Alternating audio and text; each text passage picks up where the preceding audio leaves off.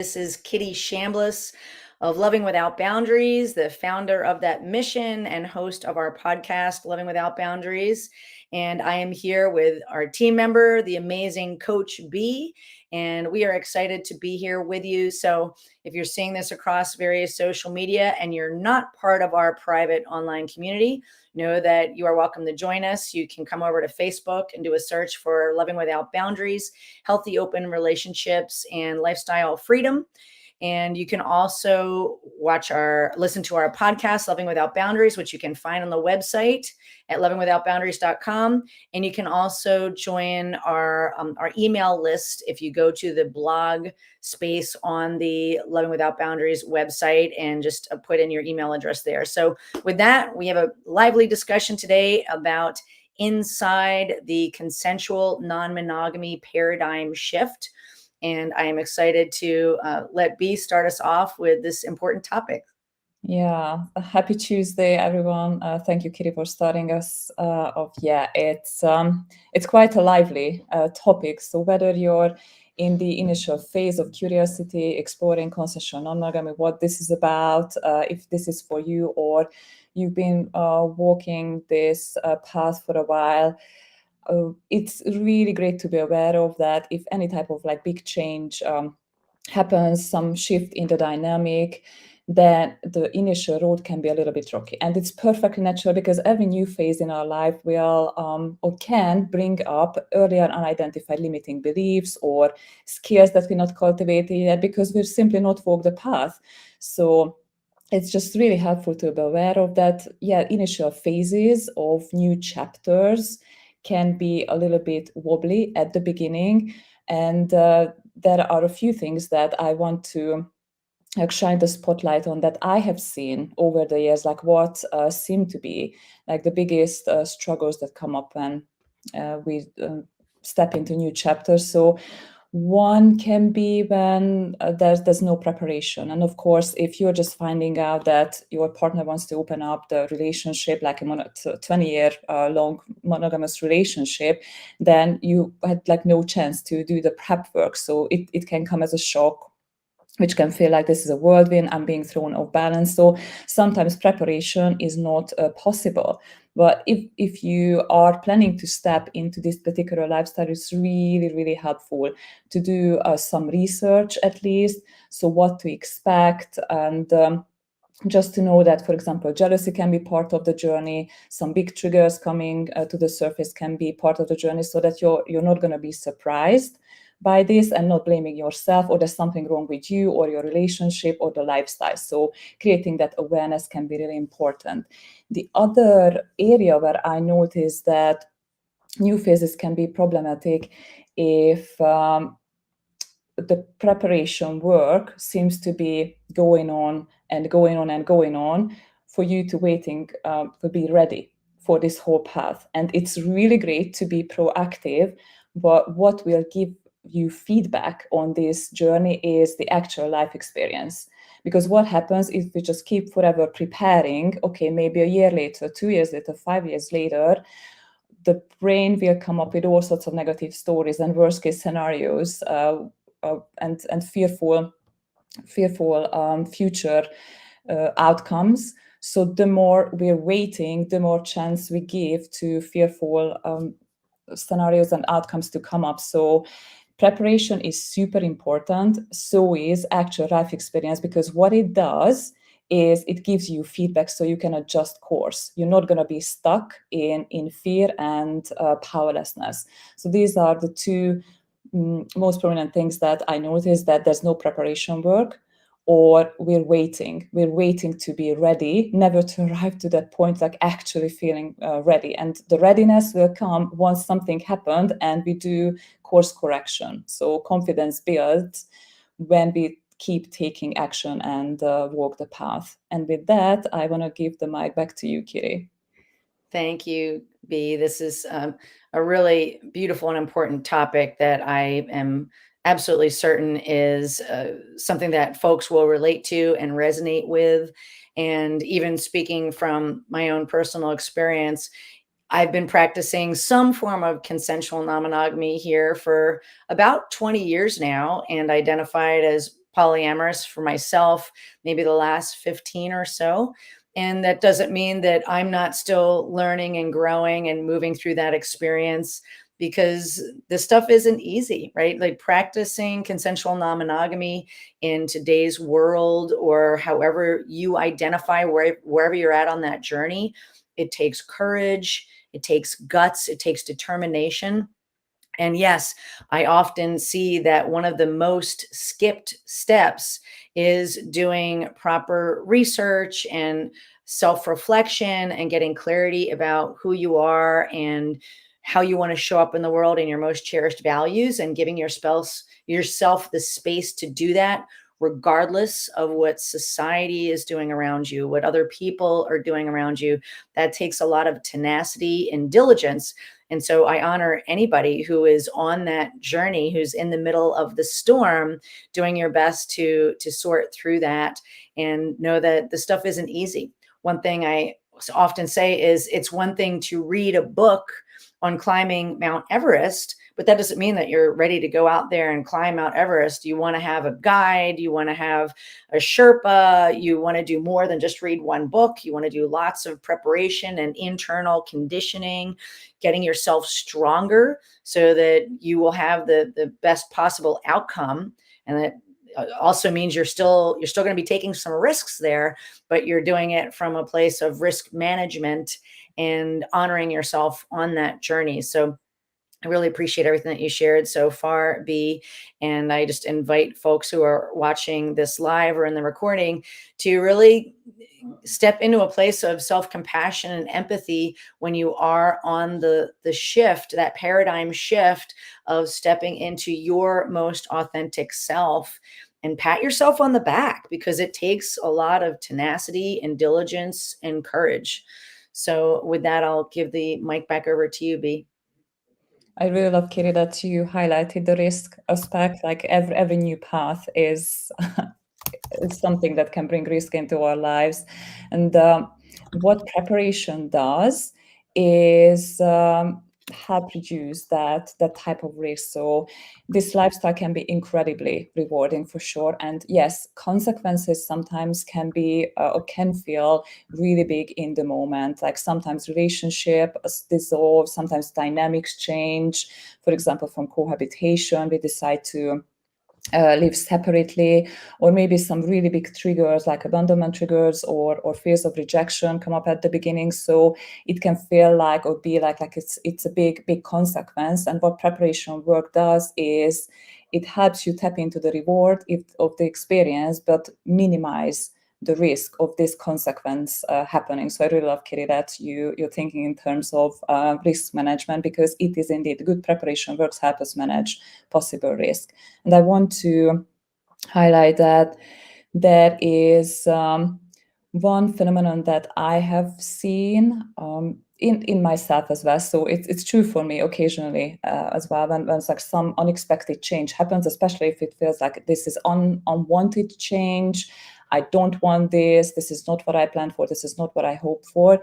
Is that we keep getting stuck in recycling the problem over and over and over again. And I really want to highlight that the hurt, the pain, the shock is completely natural part of the human experience. And you want to honor that. You want to validate your experience. You want to have emotional processing ways that you help yourself honor the grief, honor whatever experience you're feeling, and possibly maybe working with a professional if there's so much intensity that you cannot resolve it on your own. So you absolutely want to honor the shock and the grief and the frustration and the disappointment. At the same time, how you can help yourself best is there's the parallel process of starting to move into solution, because something unfolded, reality changed, and how you can best support yourself and your relationship is honoring the grief and at the same time start moving into solutions. So okay, this is what happened, this is what unfolded, this is the fact of life. Like, what can I do right now? What can we do right now? What is the next best empowering step so that we can move forward, move into empowerment and into solutions, so you don't have to get stuck in pain. Yeah, Thank you for that beautiful share. And I think it's really powerful too that you were focusing there, B, on moving away from feeling disempowered or being in a sense of lack or scarcity or in a mindset or having self talk of saying, I'm stuck. Because we can get stuck telling ourselves that we're stuck. And we can feel stuck in telling ourselves that we're not capable. So instead really stepping into a place of empowerment, of a mindset of abundance, and also being able to notice, what is your self-talk? Are you being self-compassionate as you're navigating this paradigm shift, which isn't easy? Are you reminding yourself that you are courageous and a badass and doing something that the average person walking down the street, that 90 to 95% of people are not stepping into? So are you really honoring yourself and practicing self-compassion and self-empathy and positive self-talk? Where are you focusing your energy as you're navigating this paradigm shift? And so I think that's really beautiful, B, that you underscored that. And I definitely want to underscore that as well. So, and that's exactly the type of things that we do help our beautiful community with, our beautiful and cherished clients with, is to help them shift into a more empowered state and give them the tools to be able to do that, whether that's shifting any beliefs or stories or narratives that are holding you back from being your best self and calling your best self forward, and helping you create more empowering narratives and stories, and giving you the finding the truth in the situation, getting you more clarity around your most cherished values and your needs so that you can align with that and call forth the best version of you. So with that, I'll give the mic back over to you, B. Kira, I really love that you mentioned self-compassion and also compassion, like for the whole journey and for the other person as well. Because the other thing that can unfortunately unfold if we don't do the preparation work or don't look for any additional resource when something unexpected happens and we just stay stuck, is we lose sight of compassion, like taking empowered action in the face of what unfolded, and we lose sight of empathy toward ourselves and toward other people as well. So what often happens is externalizing our pain and looking for the source of the pain, which appears like, this is the lifestyle, this is my partner. So like we keep pointing the finger like this, who is right, who is wrong, you did wrong, I'm in pain. So what can unfold is we get lost in this battlefield type of energy and really worst case scenarios, and this is the end of my life, this is the end of the world, this is the end of the relationship. So it's so important to interrupt that and to borrow from your absolutely wonderful husband. I love this quote: don't fix the blame, fix the problem. This is so, there's so much empowerment in that. So honor where you're at, honor the pain, honor the change, honor your feelings, and process them in a constructive and empowering way. And also start looking for ways that you can empower yourself in the face of what's happening, and start opening up to curiosity as well, as much as humanly possible. Because what it does is helps you see more possible meanings of the situation, as Kiri, you alluded to that. So instead of going with the very worst case scenarios, we can start seeing possibilities, opportunities, gifts, new solutions. Thank you for that. Really beautiful, B. And I definitely underscore that from a place of empowerment, knowing that you can build new healthy habits, you can get new tools and strategies and loving support to help you navigate through any paradigm shift, whether that is moving from monogamy to consensual non-monogamy, or also moving from, say, consensual non-monogamy maybe into more of a polyamorous type of nature. There are many different shifts and turns on this road that we've seen people navigate through. So with that being said, if you realize that you are at a place where maybe you are needing some more help, or you are at a key pivotal moment in your life where you're struggling and you know that you need some support, you need help getting more clarity, feel free to know that we are here for you. We are caring coaches that love supporting this particular community who really need support and love right now. So if you want to have a conversation to see if moving through our process and our program would be helpful to you, you can go ahead and book a call at the URL that I put on the screen, which is lovingwithoutboundaries.com/apply. That will take you into my calendar where you can find a time that works for you that aligns with my schedule as well. There'll be a brief intake form to fill out there to give me just a little bit of context before we jump onto that call. And then also we'll just simply get on that call and see, are we a fit to work together? I'll get a better sense of if I can help you based on what we uncover there on that call. And if so, we can talk about how we could put our heads together and come up with a game plan about moving forward from a coaching perspective. And if the timing isn't quite right, or for some reason we're not a fit to work together, you have my word that I will let you know that, and I will do my best to point you in the best direction for you based on what we talk about on that call after I get a better sense of where you are, because everybody's in a unique situation. So would that be anything else you'd like to share? Yeah, I brought a few questions as per usual. So self-reflective questions, because transformation starts with awareness and clarity. So question number one, when some unexpected or unwanted changes happen in your relationship or relationships, where do you tend to default? Like, you can think in terms of fight, freeze, or fight responses. So what are some of the patterns that tend to show up when some big it can be unexpected change, as well as something that you hoped it's not going to happen. So what might be those patterns of emotions that you tend to experience, or behaviors as well that come up either in your self-talk or either in your relationship? It can be withdrawal, it can be shutting down. So whatever it is for you, and please do this like self-reflection through a compassionate lens. So this is not finding the blame, as we said, fix the problem, not the blame. This is simply having the awareness so that you can move into empowerment. Question number two, thinking about the benefits and the cost and consequences of some of these emotions and behaviors when you tend to default under stress. What, if anything, would you like to change about that? It can be maybe less of a shutting down and collapsing, and being better able to communicate and advocate for your needs, or staying more regulated overall. So what is it for you that you might possibly want to change when you're under some relationship stress? And question number three, when you recall feeling either capable or confident or whatever it is, where you feel really empowered in your life, and you can borrow from other areas of your life. It can be work, it can be friendships, it can be your passion.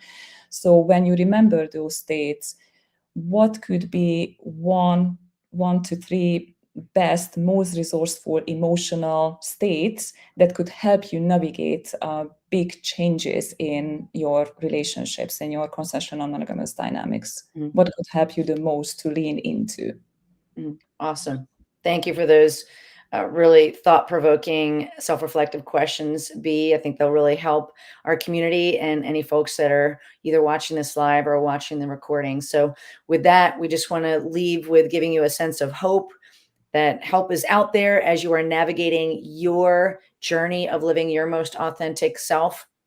And know that that's who we serve. We serve folks that are seeking to live their most authentic life and learn to free themselves from any suffering from jealousy or insecurity, shame or guilt, or the pain of ongoing infidelity in the open relationship and E&M space, so that they feel unstoppable and fall back in love with themselves. That is who we serve and who we support. So with that, if you, again, are looking for community, you can find our private space on Facebook, Loving Without Boundaries, Healthy Open Relationships and Lifestyle Freedom.